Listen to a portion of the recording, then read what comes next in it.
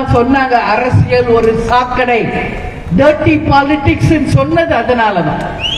அந்த டர்ட்டி பாலிடிக்ஸ்ல இருக்கின்ற உண்மையை நீதி அரசர்கள் மட்டும்தான் வெளியே கொண்டு வர முடியும், கிடையாது. மக்கள் பக்கம் நீங்க துணை நிக்கணும். நீதி அரசர்களே, ஒரு உண்மையை சொல்லுங்க. உண்மையாக அந்த 41 உயிர் இறந்ததுக்கு யார் பொறுப்பு என்பதை சொல்லுங்க. கரூர்ல இன்னைக்கு அவ்வளவு பெரிய ஒரு கொடுமை நடந்திருக்கு. இதற்கு பின்னாடி யார் இருக்காங்க என்பது எல்லாருக்கும் தெரியும். 10 ரூபாய் 10 ரூபாய் அவர் பாடிட்டு போயிட்டாரு, பாட்டிலுக்கு 10 ரூபான்னு. அந்த 10 ரூபாய்க்கு யாருக்கு உரியது? பக்கா பிளான் பண்ணி ஒரு ஸ்கெட்ச் போட்டு தூக்கிருக்காங்க. இதுதான் உண்மை. நேரடியா கரூருக்கு சென்று மக்களை சந்திச்சு அங்க நடந்த அவலங்களை பாதிக்கப்பட்டவர்கள் என்னிடம் சொன்னதை தான் உங்க முன்னாடி சொல்றேன்.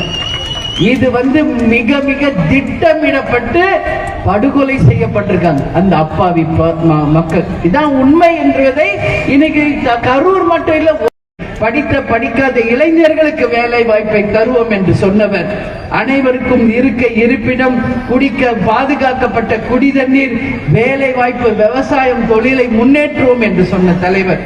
அது மட்டும் இல்ல, டாஸ்மாக் போதை கலாச்சாரம் இல்லாமல் தமிழ்நாட்டை சிறந்த முறையில் கொண்டு செல்வோம் என்று சொன்ன ஒரு தலைவர்.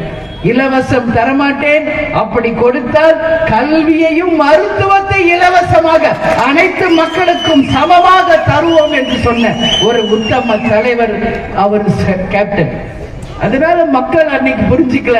அட்லீஸ்ட் இனி வருகின்ற 2026 தேர்தலிலாவது புரிந்து கொண்டு ஒரு நல்ல தீர்ப்பை நிச்சயம் கொடுத்து மக்கள் நல்லவர்கள் பக்கம் நிற்கிறார்கள் என்று சரித்திரத்தை நீங்கள் உருவாக்க வேண்டும் என்று உங்கள் அனைவரையும் பார்த்து நான் கேட்டுக்கொள்கிறேன்.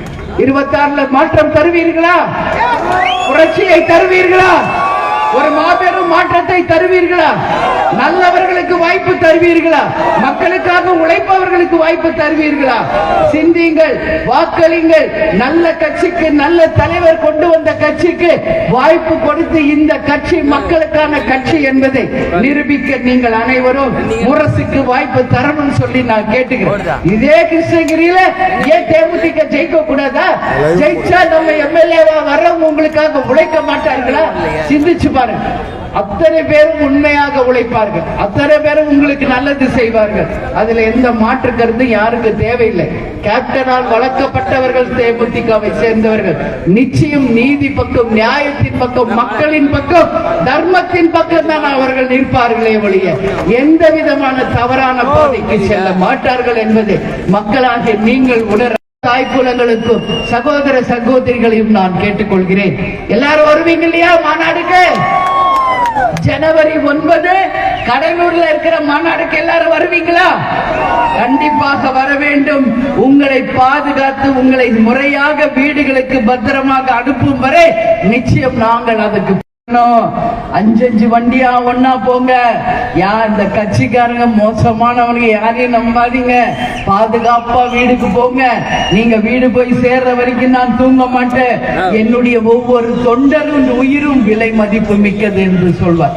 கேப்டன் மறைந்த அன்னைக்கு நீங்க பாத்தீங்க சென்னையில எப்படி ஒரு மக்கள் வெள்ளம், அப்படியே அலை பாய்ந்து கேப்டன் தீவுத்திடல இருந்து கட்சி ஆபீஸ்க்கு கொண்டு வரும்போது அப்போ போலீஸால கட்டுப்படுத்த முடியல. இதே மக்கள் நெரிச்சல் நடந்தது அங்கேயும்.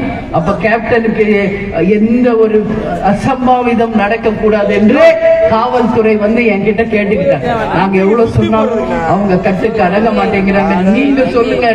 அப்ப என் கையில அவ்வளவு துக்கத்தை மனசுல வச்சிருக்கேன். கேப்டன் மறைவு இன்னைக்கு என்னால தாங்க முடியாத ஒரு வேதனை.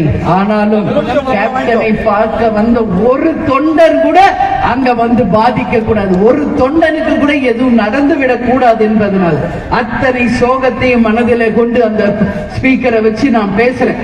என் அன்பு தொண்டர்களே, இது சொல்லி அதை போட்டுச்சு நான் பேசிக்கிட்டே வரேன். அப்படியே தள்ளு முள்ளு நடக்கும். அமைதியா வரணும், யாரையும் தள்ளக்கூடாதுன்னு அப்படியே கட்டுப்படுவாங்க. அப்படியேதான் தீவுத்திடல்ல இருந்து தலைவரை அடக்கம் செஞ்ச இடம் வரைக்கும் நம்ம போனோம். தலைவரை அடக்கம்